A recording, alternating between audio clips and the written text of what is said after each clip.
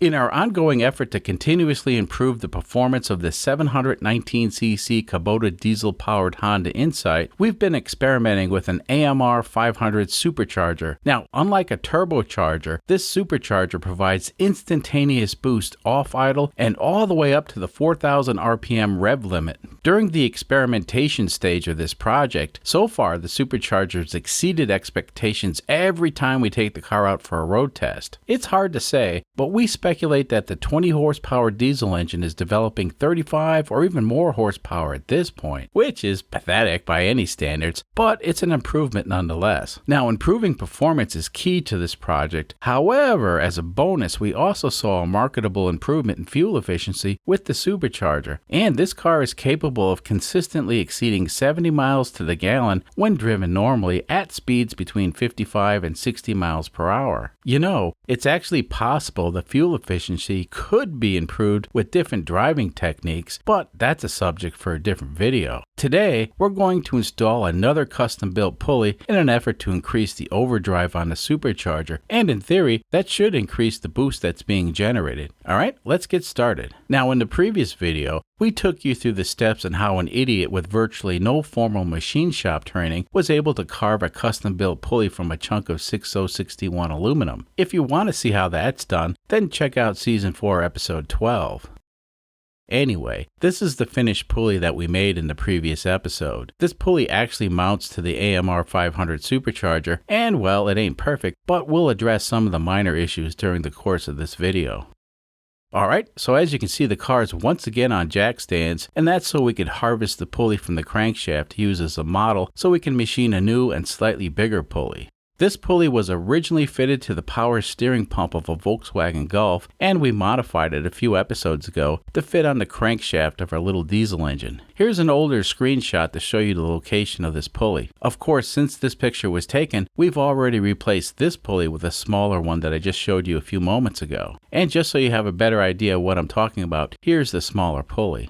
So this crankshaft pulley is the drive unit, and this is the driven unit. Now, due to the size difference, we have a slight overdrive. Actually, the way the math works out, it's nearly a 20% overdrive. But unfortunately, we're still falling short of our goal of 8 to 10 psi of boost from the little supercharger. So we'll need to replace this pulley with a slightly larger one, and for that, we'll need another chunk of 6061 aluminum. There we go. This will be perfect. Now, to carve this into a pulley actually takes a fair bit of time, so to speed things up, we're going to use the magic of video editing. And there we go. A completely finished, custom-made crankshaft pulley that will fit in the very limited space on the front of the Kubota diesel engine.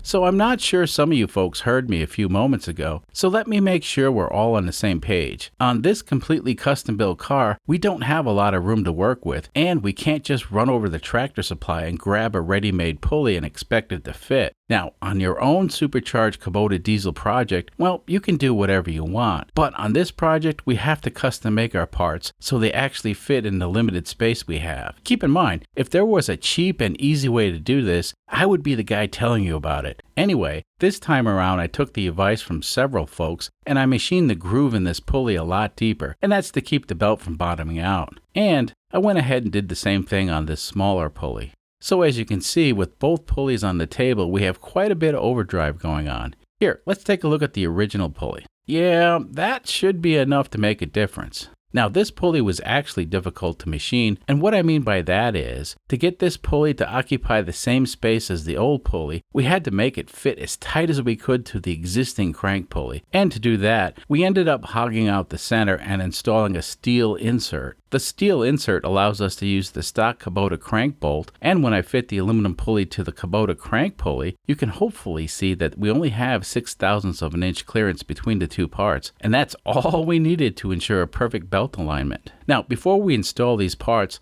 let's take another look at this smaller pulley. So in the previous video, I screwed up and I didn't leave room for a centering hub, but since then, I went back and did some rework, and now this pulley is perfectly centered, so when it's installed on the supercharger, it won't wobble. Overall, this is now a precision high quality part, or as I like to say, it's gooder. You know, a number of people have suggested that we replace the supercharger drive system with a CVT drive from a small scooter, and actually, that's not a bad idea. So just for fun, I went ahead and picked up a complete CVT drive from a generic scooter with a GY6 engine. This is the most common and low-cost CVT drive system that's out there, and as I recall, this stuff was $34 from the jungle site. Of course, that doesn't include the supercharger. Here, let me put this aside for now. So this thingy is part of the variator that would go on the crankshaft on the Kubota engine, and it's a variable diameter pulley. The diameter of this pulley changes depending on the engine speed, and that's achieved by the centrifugal force acting on these rollers that are inside this half of the pulley. And of course, on camera, they're not behaving. Anyway, when this thingy spins, the rollers will want to move to the outside diameter of this pulley, and it'll push on this plate. Let me grab the bushing so this works better. Yeah, there we go. And now you can see how it moves. Now let me grab the other half of this pulley so you can get a better view. So as you can see, the shape of this pulley will actually change when it's spinning, and that's automatically done depending on the engine speed. This of course is the belt, and it goes on kind of like this. Now this is the driven pulley. Well, this one's got a centrifugal clutch on it that we wouldn't need in our application, so we would have to remove it and, well, all the rest of this junk. We would only be interested in the spring-loaded pulley section, and all this stuff kind of fits together like this.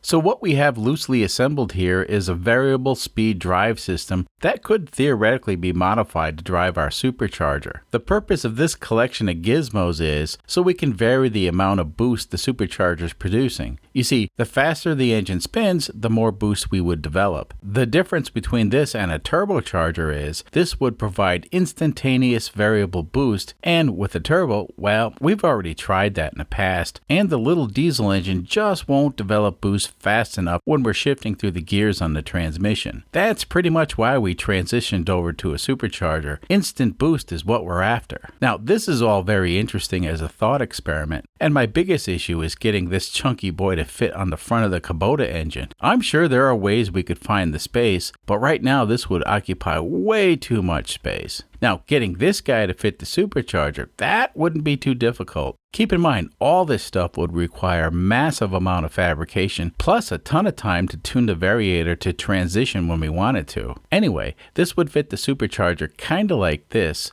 Of course, this stuff on the end would get pitched, because it's not really necessary. Oh yeah, I forgot to show you, this pulley is actually spring-loaded, and it can change shape. The idea is, as the engine speeds up, the pulley on the engine will get bigger, and this pulley would expand out and theoretically get smaller. Now, some people have suggested that we put an air conditioning type compressor clutch on the supercharger, so we can turn the supercharger on and off, kinda like the way they did it in the movie Mad Max. Of course, that was movie magic, and it's not very realistic. Anyway, from our past road tests, we determined that when the supercharger is spinning at cruising speed, we actually see an increase in fuel economy. So in actuality, it's beneficial to always be spinning the supercharger. Putting an air conditioner compressor type clutch on this wouldn't be too difficult. However, we would have to fabricate a bypass system to reroute the air when the supercharger was turned off. Now that's where it gets complex. Again, it's an interesting idea, but I don't think it's necessary, especially since it would affect the fuel economy in a negative way. So I have some parts to play with, and I'm not really sure what I'm going to do with all this stuff. But down the road, if we need to revisit this, we will. Alright, well, let's get back to what I was doing before I got sidetracked. Fast forward a few minutes and the new pulleys are installed. And once again, here's the old pulley for reference. Okay, so right now the entire lower motor mount and associated brackets are not in place, and that's so you can get a good look at what's going on. You see, once I install the motor mount brackets, this wide open space gets very cramped. Yes, this bolt is missing, but it's okay. Please don't remind me in the comments.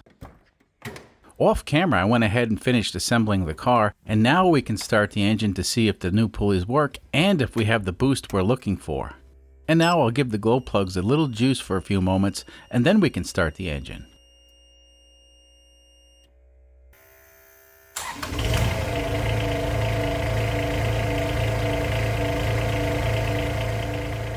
So the engine's been warming up for a few minutes now. Let's see how much boost we have. Well, at idle, it looks like about 3 or 4 psi, and off idle, well, it's close to 10 psi. Now the good news is, future Jimbo is telling me that the boost is 10 psi at cruise and 12 psi at 3600 RPM, so we have plenty of boost for now. So before I can take the car out for a road test, I have to let the engine run for about a half hour or so to make sure the belt tension stays the same, because adjusting the tension of the drive belt is infinitely easier when the car is on jack stands and the right side wheel is off. There's literally no space in the engine compartment to work in when the car is fully assembled. So far, so good. The supercharger drive system seems to be holding up fine. Now with the lower motor mount in place, you can see there isn't a lot of space for stuff, and we've more or less used every fraction of an inch available. So after running the engine a while, it looks like the new drive system held up perfectly, and the belt tension remained the same, and there's only a few microscopic crumbs that came off the belt as it was breaking in. At this point, we have plenty of on-demand boost for the little engine. Now I'm thinking we need to start managing the boost. So we're going to try some simple and cheap solutions. And remember, due to the small scale of this project, we can use unconventional methods to manage the boost. I'm thinking to begin with, I'm going to relocate this temperature probe to this side of the coupler. That way I can use this larger 3/8 NPT hole to vent the boost when we don't need it. Now it's extremely easy to forget that this engine has a limited amount of power, and we don't want to waste any of that power by making more boost than we really need. Actually, as far as power goes, this engine doesn't benefit from any boost until the fuel rack slides over to its maximum position and more fuel is injected at full throttle. You know, at part throttle, the extra air from the boost causes this already lean running engine to run a little bit leaner. On a diesel, this is normal, it doesn't hurt a thing. However, on a gasoline engine, it's a completely different story, and running a gasoline engine lean will actually destroy the engine. If you can hang on until the road test later in this video, I'll demonstrate how 10 pounds of boost has no effect on a diesel engine at part throttle. It's a mind bender for folks who are used to dealing with gasoline engines. Okay, the temperature probe has been relocated. I'm sure the aluminum swarfs won't be good for the engine, so I'll clean that up off camera. So moving the temperature probe is only part of what we needed to do. Now we have to come up with a miniature boost relief valve. You know, the stuff they sell for real cars is a lot bigger than what we need, and it's a lot more expensive. I reckon we'll end up spending less than $50 on our system. Off camera, I rigged up this 12-volt electric valve, and it screws into the coupler like so. Now, as it turns out, this valve is actually a little bit too small, and by the next scene we'll have replaced it with a slightly bigger valve. But right now, I want to talk about how we intend on controlling this valve. So this thingy is a 3D printed doohickey that I designed, and it's intended to mount in line with the throttle cable. So when the throttle is pressed, well, the cable will of course move, and it will pull on this slider, and that will activate the switch to close the 12-volt valve. Yeah, it's not something you would normally see controlling the boost of a supercharger, but we're not dealing with a lot of airflow that needs to be vented. Anyway, this is just a prototype and we won't be using it today. Instead, we're going to be managing the boost with a handheld switch to figure out a strategy on when the boost needs to be vented. Fast forward and we have the newer and larger valve installed. Now this valve is a normally open valve, and when it's activated it closes in a fraction of a second. Okay, let's see how the valve works. Cut! I tell you, the people who put this car together are a bunch of amateurs. Okay, that's better. The boost gauge is mounted better this time, and right now the boost vent valve is open, and that's because we don't need boost at idle. When I press this switch, the valve will close and we'll have our magic boost, like so. That's good enough for testing purposes. Now I certainly don't want to be hanging on to the switch all the time, so I put together another switch so I can activate the valve for longer periods.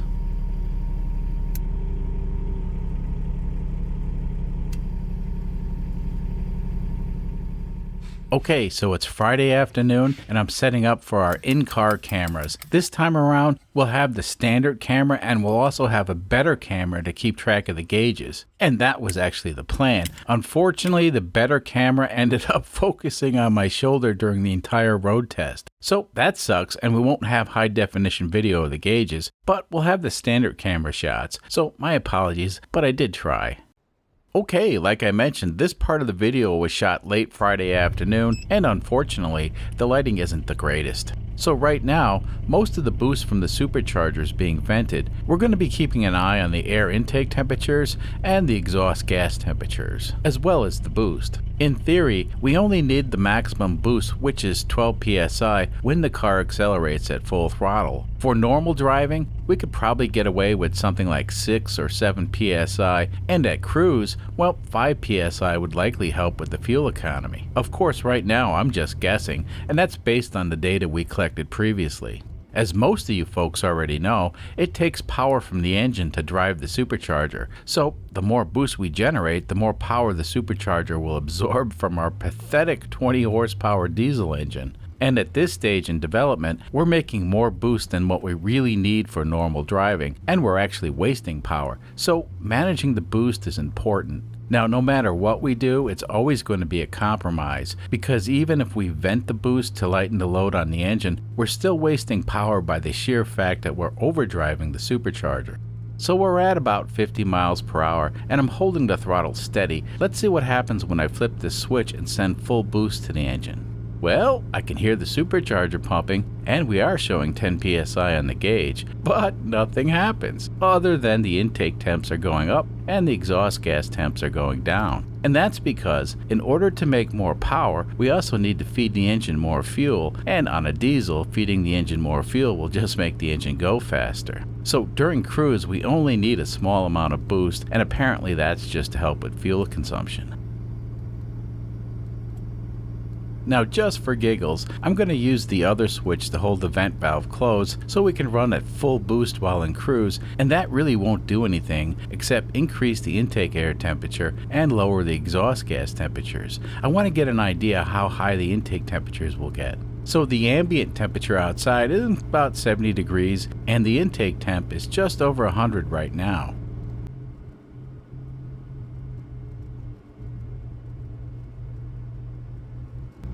As I press on the accelerator a little bit, the car has no problem increasing speed, and that's really to be expected.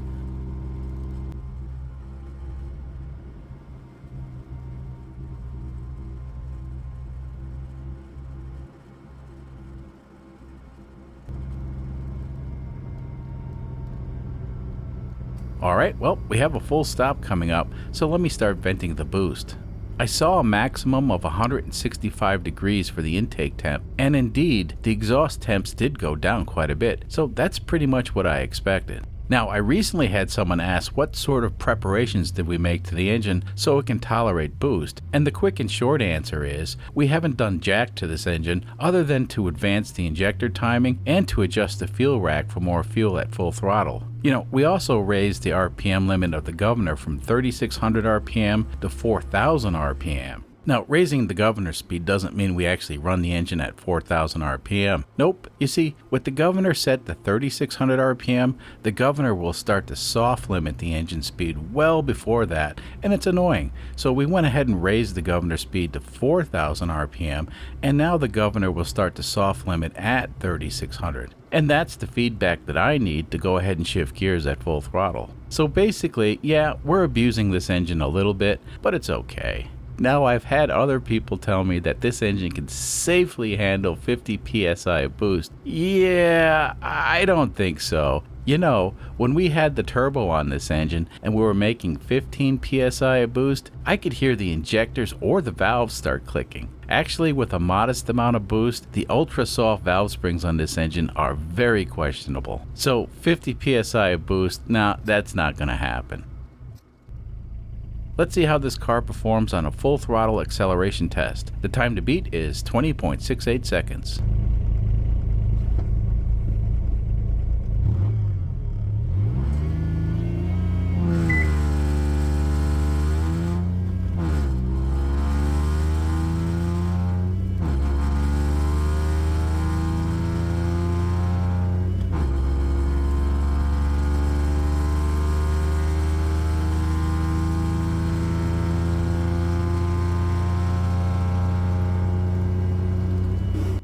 Well, we went a fraction of a second faster. Very interesting. If I had to guess, I would say we don't have enough fuel at full throttle. Well, that's not a big deal. We have plenty of adjustment left, but before I start adjusting stuff willy-nilly, I need to solve one problem at a time, and the current problem is managing the boost automatically. Then we can address the fuel issue. If that's the actual issue, at this point that's my best guess. Of course, right now the fuel adjustment is as simple as twisting a screw, but eventually that needs to be managed automatically. You see, this engine has a governor, and the fuel rack pretty much has a mind of its own, and occasionally this car will roll coal under a medium or heavy load. And out here in the boondocks, that's not really a big deal. However, I want to get this car so it's drivable in an urban environment, and that means we have to clean up the exhaust a little bit. Anyway, I have the parts ordered to address both problems, but I'm going to need more data. And unfortunately, it's late Friday afternoon and this video has to be edited and uploaded within the next 24 hours. So I reckon it's time to do some real work, and we'll see you next time. Until then.